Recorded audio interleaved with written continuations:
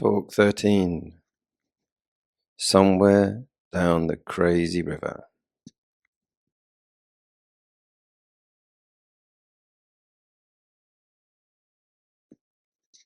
Good morning. Sometimes life feels steady, predictable, manageable. You know where you are. You know what's expected. You know roughly how the day will unfold.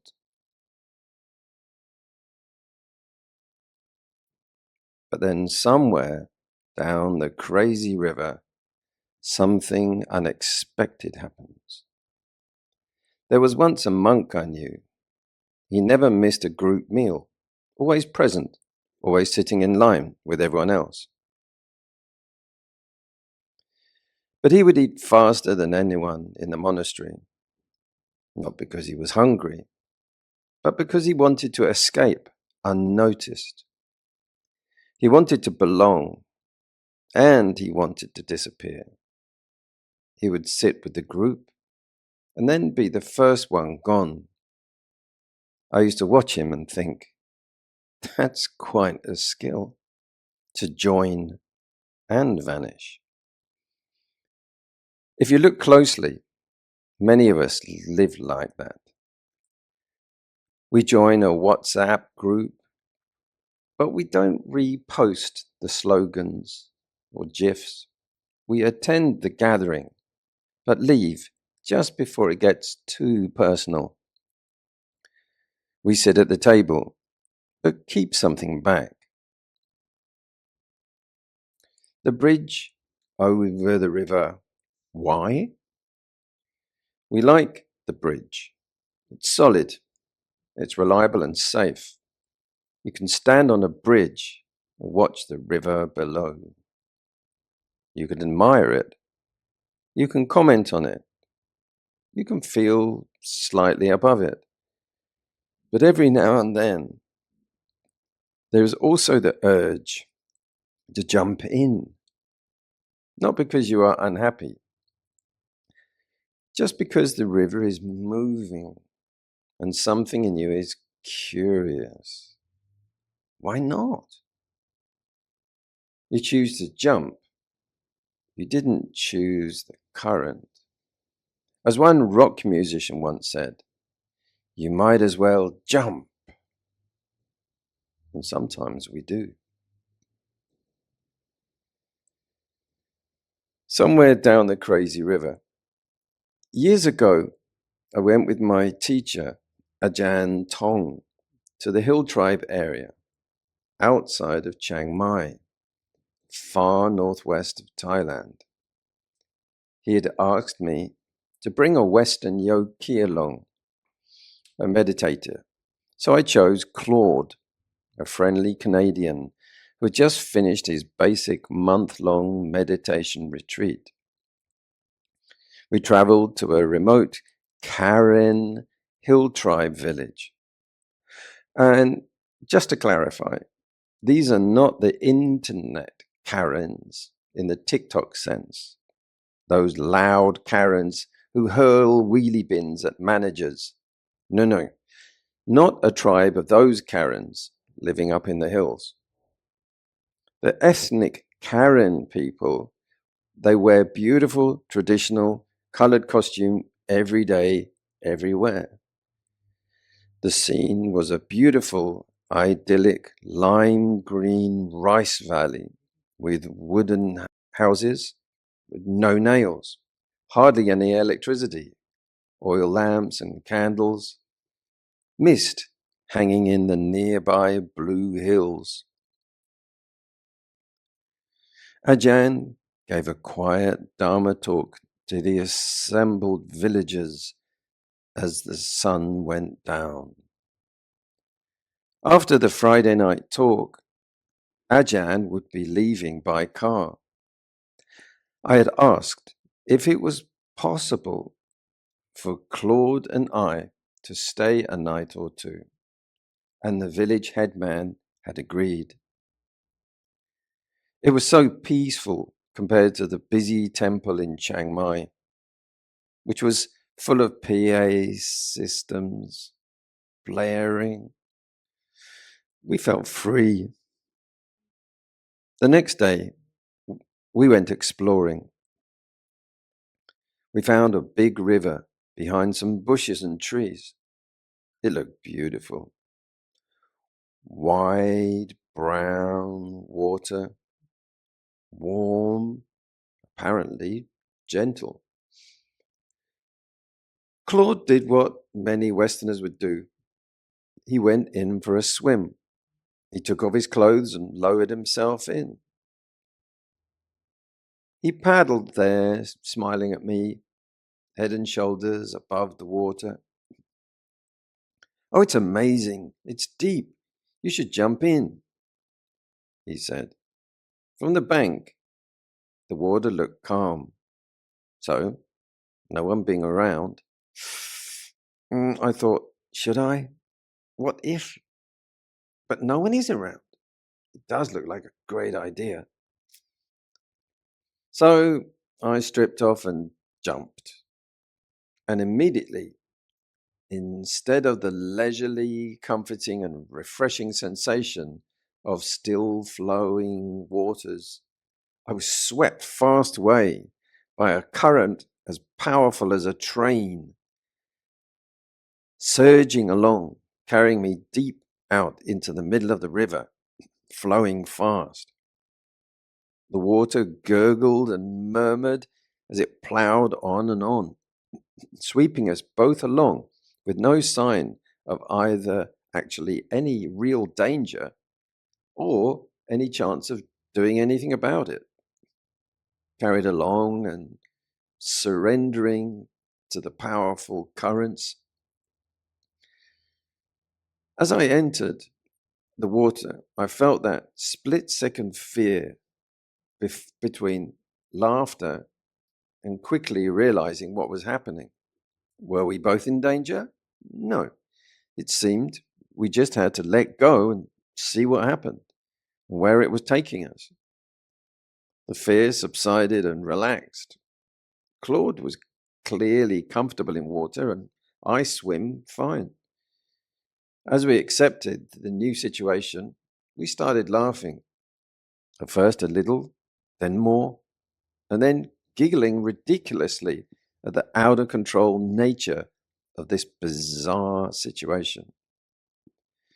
Claude, sneakily, had been secretly clinging to a submerged branch under the surface, knowing full well that the current was extremely strong.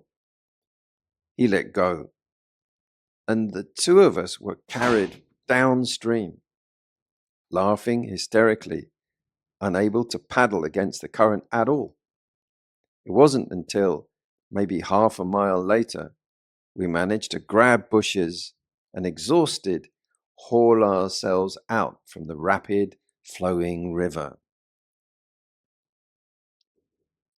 Still laughing at the sheer ridiculousness of the situation we found ourselves in.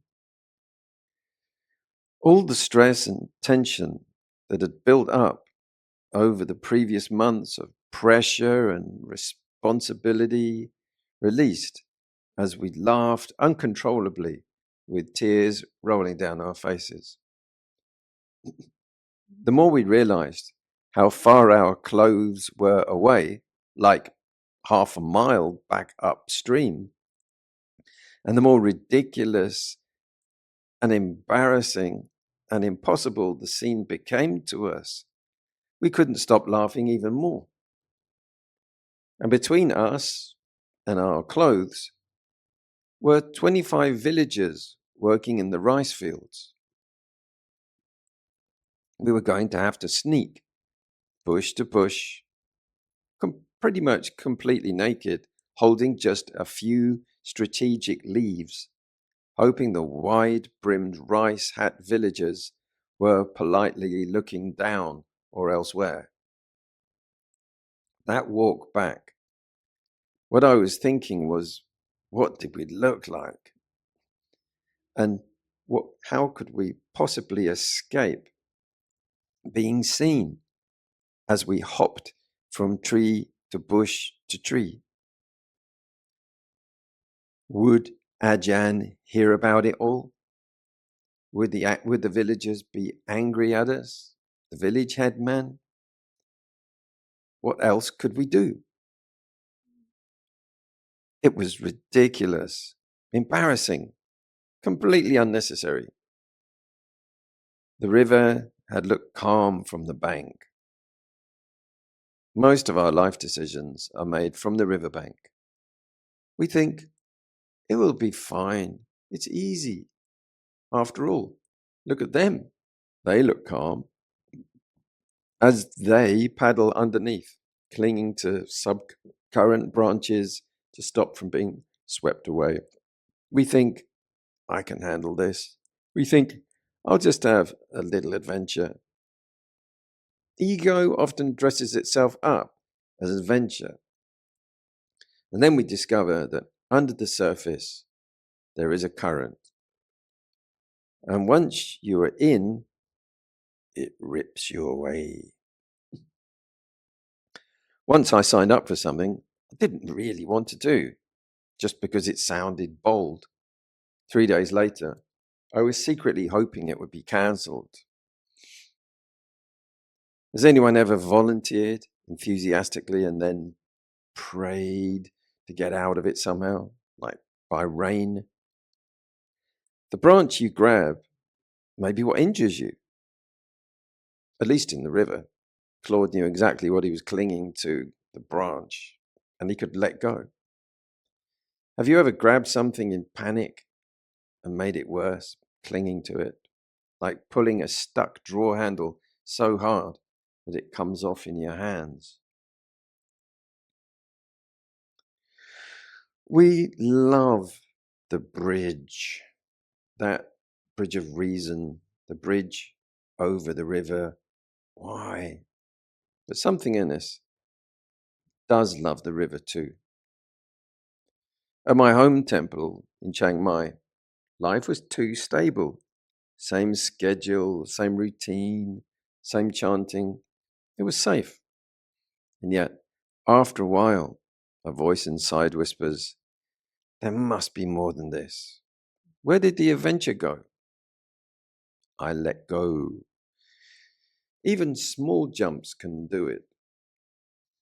Once, I rearranged my room in the monastery. Just moved the table to the other side. But for 2 days, my body kept walking into the old empty space, like a confused pigeon. Have you ever noticed how attached we get, not just to identity, but even to where the chair goes? Here's something simple. Before you change anything big, change something small. Move one habit gently and see how the mind reacts.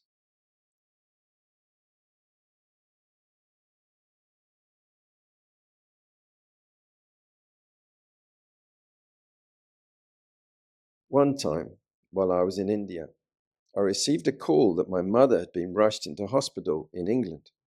I spoke to my father on the phone. His tone was serious, heavy. When I ended the call, I noticed a strange smell, the distinct smell of burning, not toast or something cooking.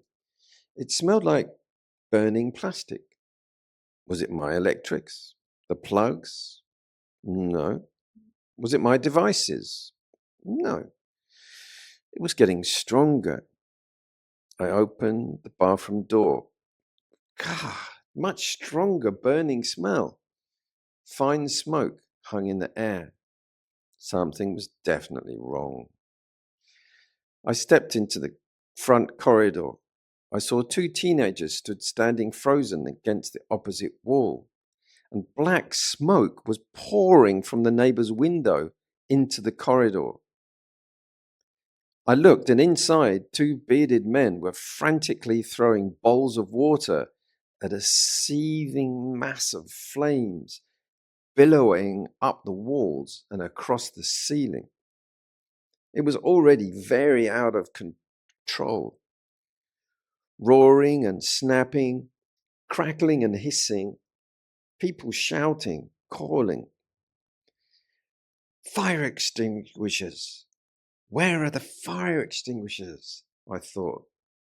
I grabbed one, rushing back to one of the men who set about activating it.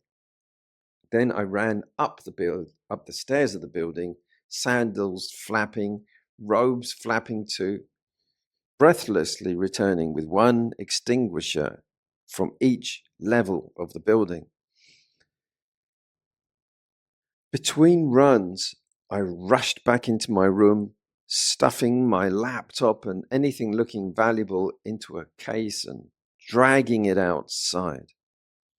I realized my emergency evacuation plan was mainly about saving my devices. What a scramble. Eventually, the men emerged coughing. The fire is out. Silence returned.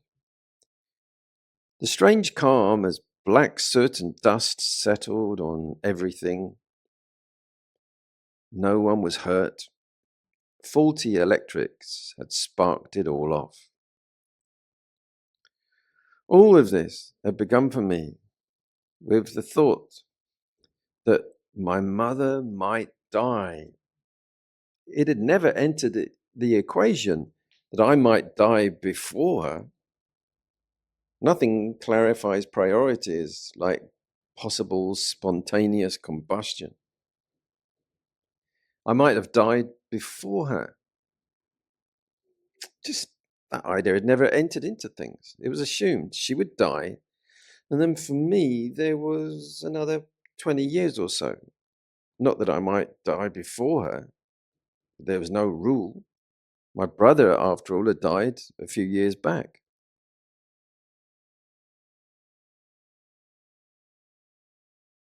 I imagined meeting her in heaven.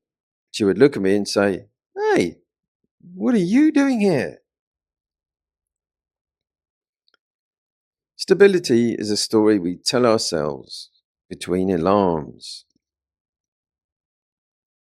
The river changes direction without warning. I was good at drawing. It was comfortable. I gained recognition. And then something else in me said, if you stay here in drawing world, you will shrink, devolve. You won't grow.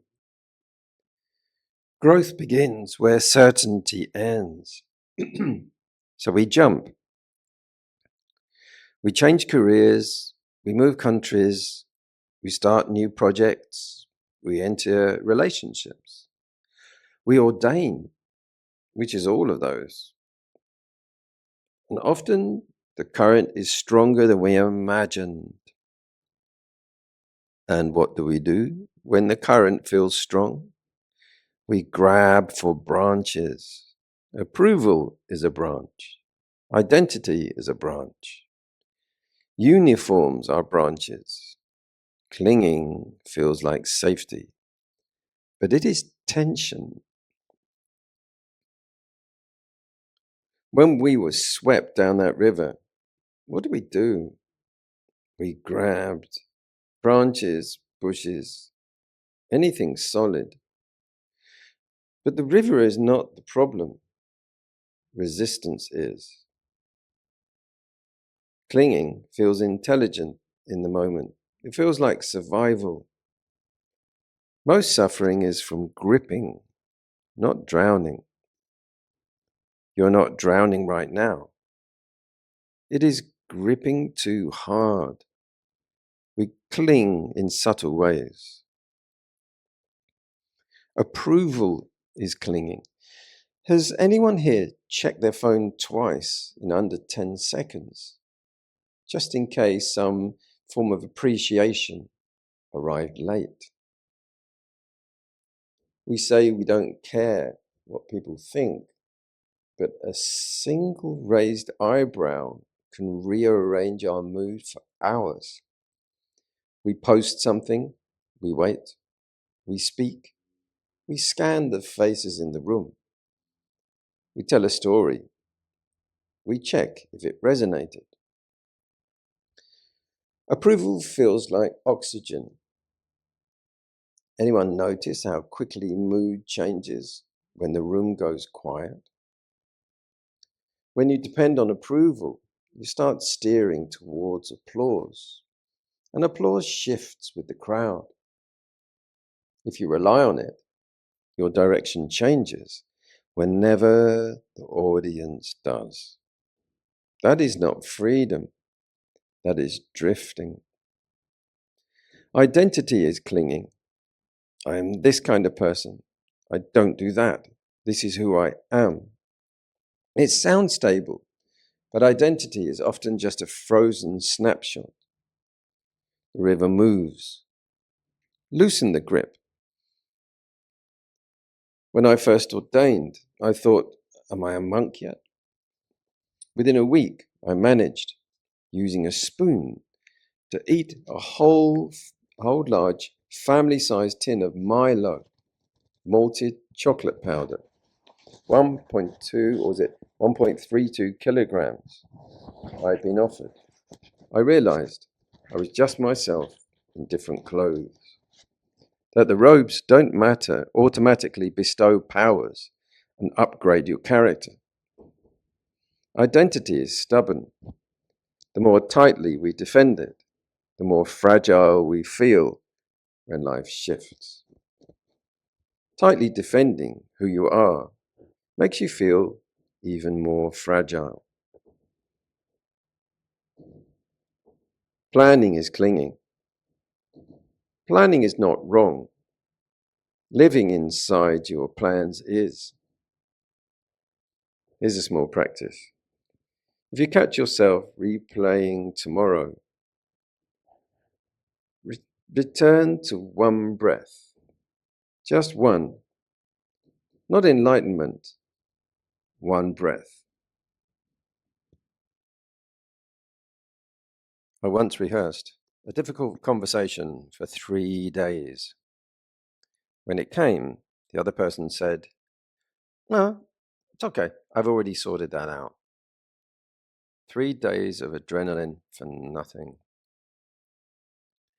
The body does not know the difference between a tiger and a Thursday meeting.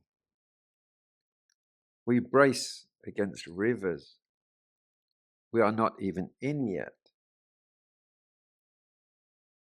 We plan holidays so carefully that we need a holiday afterwards to recover.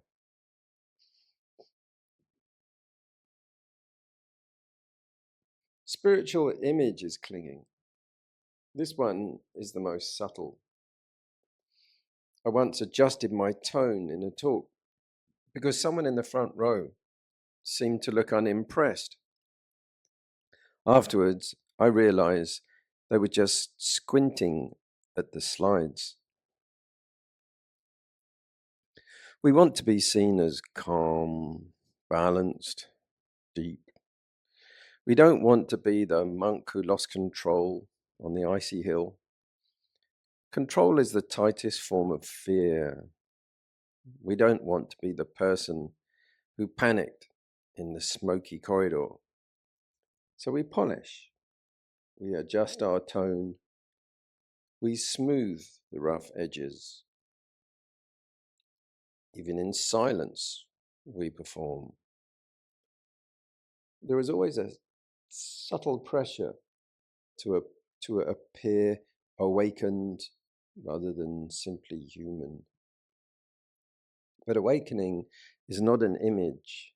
It is not a performance. Awakening is not an upgraded personality. It is the ability to enter the current without resistance, to remain steady when life moves. If you hold a branch too tightly, your hands bleed. If you hold your identity too tightly, your heart bleeds. The Buddha did not say, build a stronger bridge. He said, understand the river. You can participate in life without gripping it. You can receive approval without feeding on it. Approval is a rented identity. You can plan without living in anxiety. You can practice without performing. An island unto yourselves does not mean isolation, it means steadiness.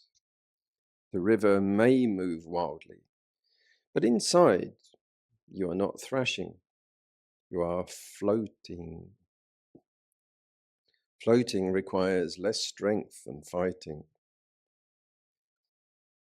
When tension rises, relax the jaw first. It is very hard to cling with a relaxed jaw. At a temple open day in Davao, Philippines, everyone on the committee wore matching pale blue shirts with a logo embroidered over the heart. It was suggested I might wear one too. I thanked them and stayed in my robe. I wanted to stand with them, but not disappear into uniform. On a retreat in Sydney, people were sharing about deep openings and profound shifts. When it came to me, I tried simply saying, well, it was balanced. There is always a subtle pressure to perform your spirituality, to present your river story as more impressive than it really was. We don't mind jumping into life, as long as we can still feel a solid anchor or grip in our hands. Sometimes the more tightly we cling, the more frightened we become. I once bought a notebook to become more organized. For 3 days, I wrote beautiful lists, color-coded, numbered, very impressive. Then I spent more time reorganizing the lists than doing anything on them. Has anyone ever optimized the plan instead of living it? Impulse sometimes feels like courage. It can feel like reclaiming youth. One winter night in my hometown, I was walking home late. The sky was crystal clear. The hill overlooking the town was frozen smooth from weeks of sledging. At the top, tied to a metal post, was a homemade sledge. It was an old, shiny car bonnet turned upside down. One of those moments. Shall I? I could feel the weight of it pulling against the rope. Eager, I untied it. No sooner had I released it than it shot sideways towards a high embankment, with me half on, half off, racing down the ice like a psychotic bobsleigh. At the end of this slope, a sharp 50-foot drop. Parked cars below were lining the street. In those few seconds, the only question was, how do I get off this thing? I lunged sideways. The bonnet flew off the embankment. I came to a halt, lay staring at the night sky, breathless, heart pounding, waiting to hear the crash of smashed windscreens. Boom, it thumped, hissed along the snow, another boom into a wall, and stopped. Silence. I looked down. It had landed in the one empty space in the entire row. A near miracle. Gravity had taught me a spiritual lesson. At that moment, I realized something profound. I'm not as in control as I thought. Also, I'm not as clever as I thought. I was getting older, perhaps not yet wiser.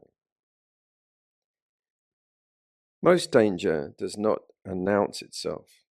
It simply waits for us to untie the rope. The Buddha once said, be an island unto yourselves, not an island of ego, an island of steadiness. You can enter the current so long as you can become one with the current. And there is another current that carries us, the future. Forecasting the future is not the same as living it. And sometimes the river isn't outside us at all. It's running through the heart. I once lay in bed at 2 a.m., planning a meeting at 9 a.m. By the time it arrived, I was exhausted from attending it twice. Psychologists even have a name for it: anticipatory stress. The body reacts to things that have not yet happened. Heart rate rises, muscles tighten, cortisol releases, all because of an unexpected and imagined meeting next Thursday. There aren't any real dangers, no tiger, no fire, just a calendar entry. Remember, the body can't tell the difference between a tiger and a Tuesday. Raise your hand if your mind jumped to tomorrow at least once today. And keep your hand up if your mind has jumped to tomorrow more than 5 times. So you can put your hand down. And just notice, when you think about tomorrow, does the body lean forward slightly? Do your shoulders, shoulder blades, neck muscles tighten? The river you are worrying about, you're not even in yet. We stand on the bridge, imagining rapids downstream, and exhaust ourselves before we even jump. Checking the weather forecast doesn't change the weather. Worrying about the future does not control it. Strategizing is not the problem.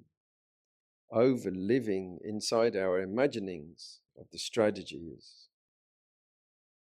You can plan without moving in to the plan. Write it down once and close the notebook. Planning ends when the pen stops. Who here replans the same plan 3 times? Real life, someone said, is what happens while you are busy making other plans. And so, perhaps the question is not whether we stand on the bridge or jump into the river. Perhaps the question is, how do we relate to the current when we are already in it? Because we are in it. Age is a current. Health is a current. Other people's opinions are a current. Comparison promises height.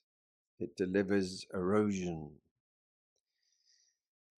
Maybe in the Enlightenment Zen Olympics, competitors compare who has achieved empty nothingness the fastest. Because nothing fuels meditation like mild competition. Remember, we were born to be mild. I once went on a silent retreat in England.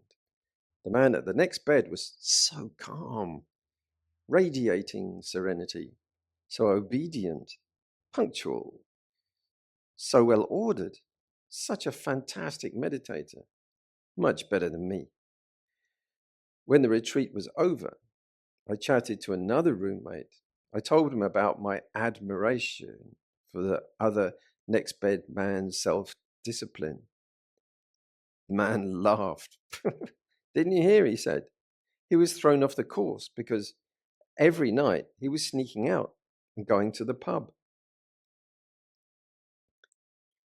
Time itself is a current. You cannot stop the river. You cannot freeze water for comfort, like trying to freeze time. You cannot reverse it. You cannot negotiate with it.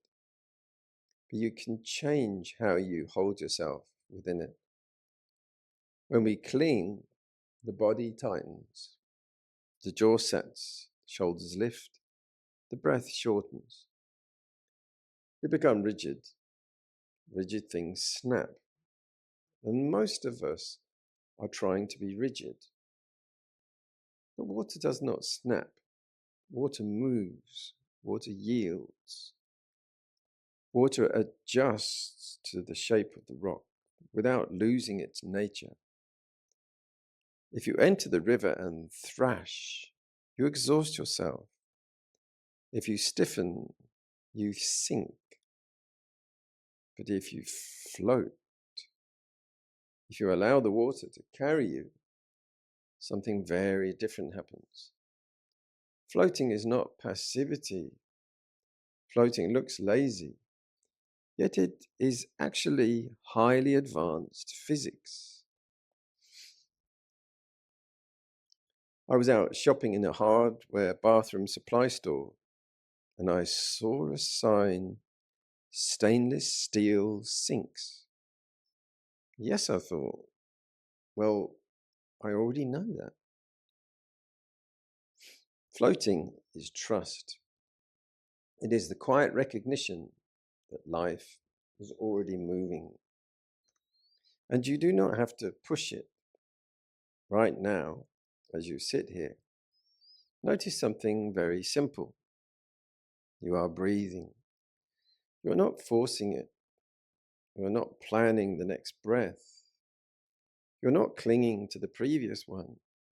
It arrives, it leaves. The river flows and your awareness remains floating. This is what it means to be an island unto yourself. Not building walls, not isolating from the world, but finding that steady ground that is not swept away by every opinion, every fear, every imagined tomorrow. Somewhere down the crazy river, we will all be carried. Somewhere we will lose control. Somewhere we will laugh at our own foolishness. And somewhere we will realize the river was never the enemy. It was movement. So, float.